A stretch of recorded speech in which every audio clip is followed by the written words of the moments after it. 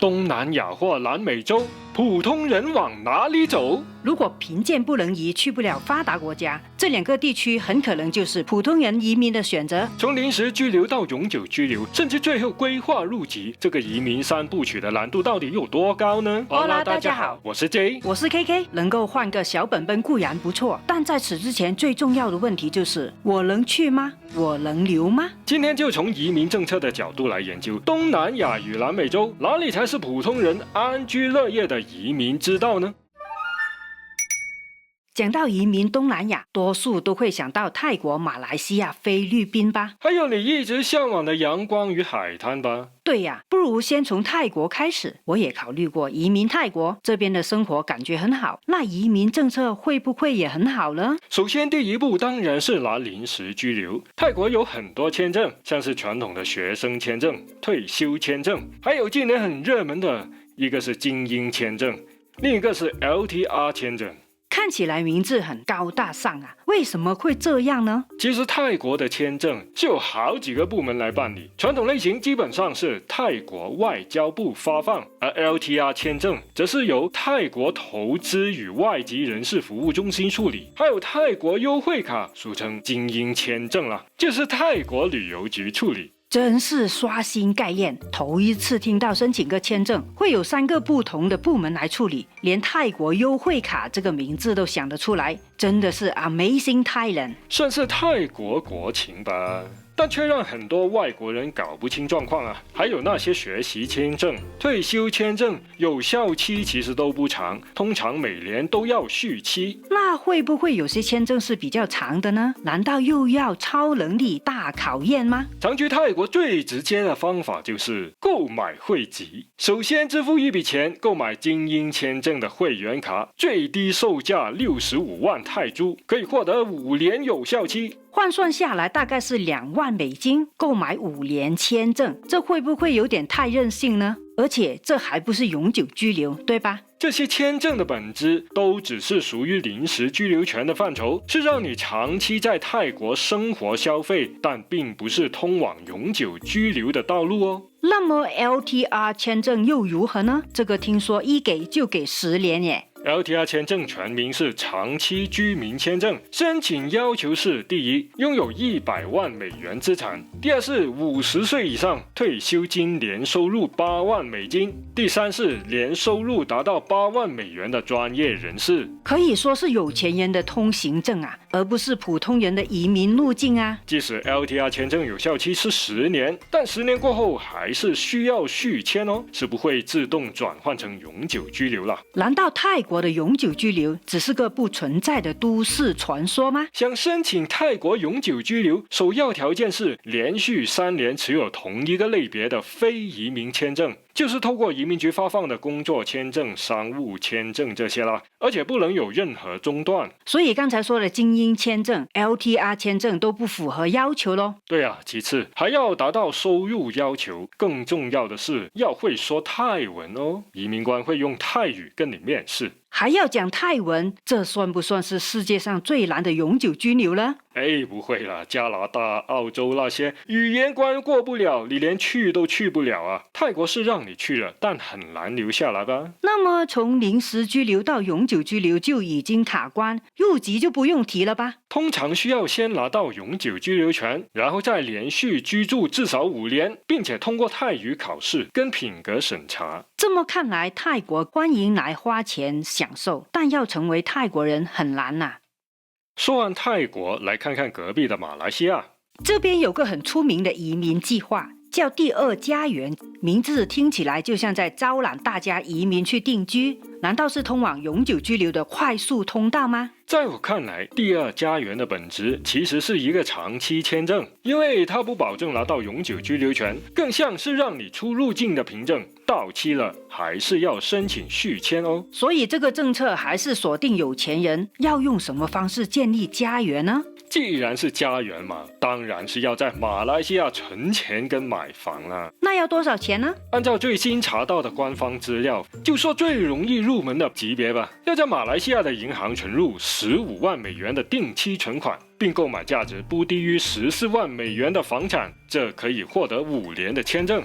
看来应该改名字叫做包租婆的第二套房才对呀。如果拿到最高级的白金签证，会有20年的有效期。换句话说，是一个比较长时间的临时居留吧。那如果不走第二家园，有没有其他方法拿到永居的权利呢？马来西亚的永久居留叫做 Entry Permit， 主要透过几个方式申请。例如是以投资者的方式在当地存入200万美元并定期存款5年，或者在马来西亚工作3年的专业人才，还有可以透过积分评估或者结婚啦。对于我们这些普通人来说，基本上是很难啦。而规划入籍呢，是要先拿到 Entry Permit， 然后在马来西亚连续居住10年，并且通过马来语考试哦。这样看来，泰国和马来西亚都有一个共通点，他们都很欢迎外国人来居住生活，但想拿到永久居留权或小本本，门槛都是高的吓人啊。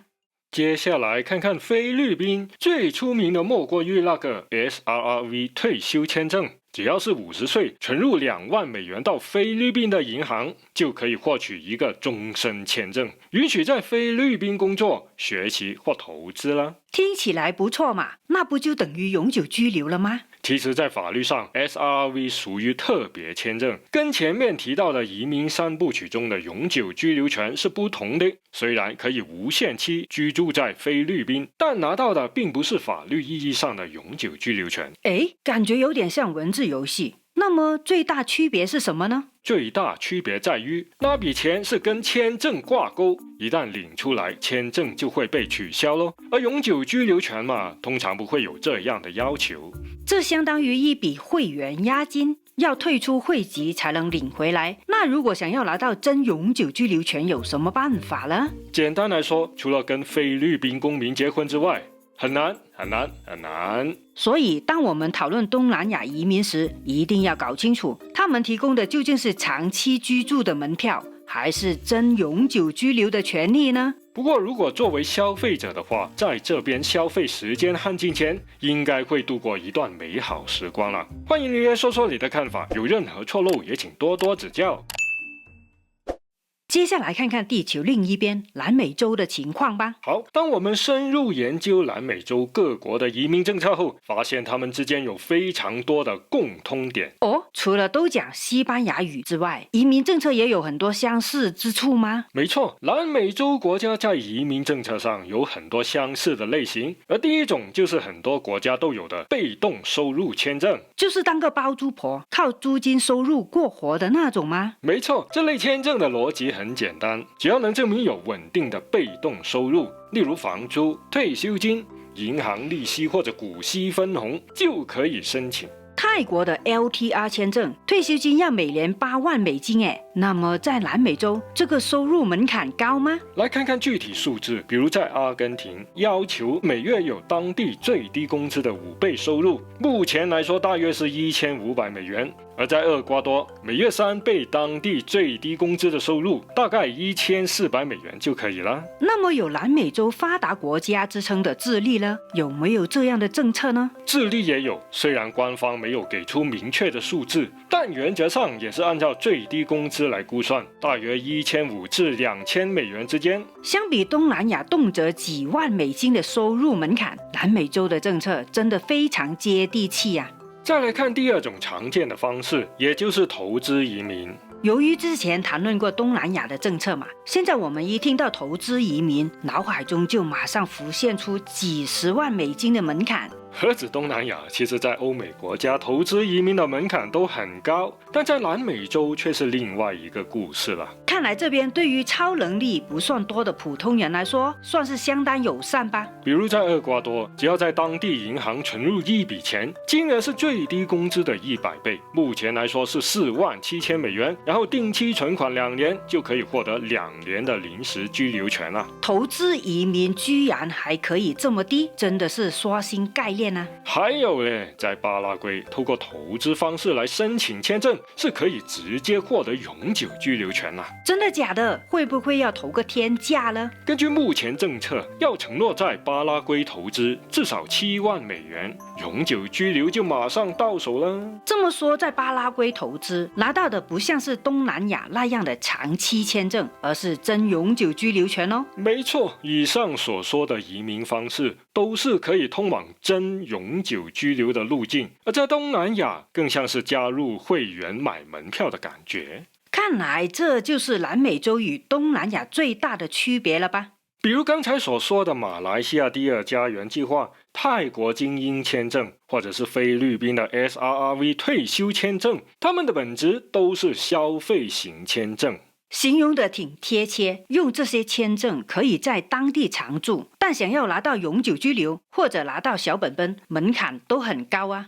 而在南美洲的临时居留签证，通常就是通往永久居留的起点了。有什么具体例子呢？要住多少年才可以拿到永居呢？在智利住满2年以上就符合申请资格，在厄瓜多只要住满21个月，而在巴拉圭甚至住都不用住了，基本上是拿临时居留2年后就能申请永久居留。这算不算是永久居留的内卷化呢？怎么要求一个比一个友善呢？在阿根廷这边，连续居住2年就有申请规划的资格。当然了，实际上还有其他的要求，比如语言、税务要求等等，但整体而言没有东南亚高。这样比较起来，东南亚动辄要求数十万美元的投资，还只能拿到5年、10年的临时居留，想申请永久居留还有诸多限制。南美洲的却实打实的2-3年就可以拿到合法身份哦，并且规划入籍的路径可以说是相对清晰。当然了，也是需要考验语言能力，就是西班牙文，这在一些国家尤其重视，比如在秘鲁，语言关算是最严格的啦。经过这么多各国家的移民政策分析，我想东南亚的移民政策就像一个旋转门，你转进去了就得一直转一直转，如果没有持续的超能力维持，可能有一天就会被转出去啊。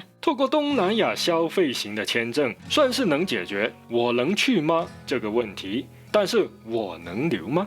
南美洲的政策，它就像个车站里的验票闸门，只要满足条件，验证了车票，闸门就会自动打开，直接进入下一个阶段。而且有相对清晰的路径，是可以通往永久居留跟入籍，也不需要经常签到，更不需要氪金续费来维持身份，只要通过验证，就可以安居乐业啊。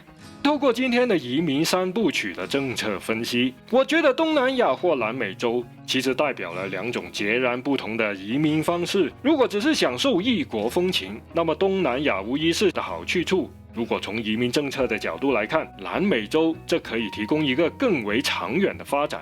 但这次对比并非说是建议移民去哪里，因为每个人的条件都不相同，最好的选择也因人而异。没错，如果你会说泰文，那么泰国对你来说或许就比南美洲更好了。就这个意思嘛，所以无论移民去哪里，都要做好功课哦。继续来看看这支影片，说不定找到属于你的移民路径。记得按赞、订阅、分享给朋友，这样就不会错过最新影片。感谢你看到最后，我们下支影片再见，超超，拜拜。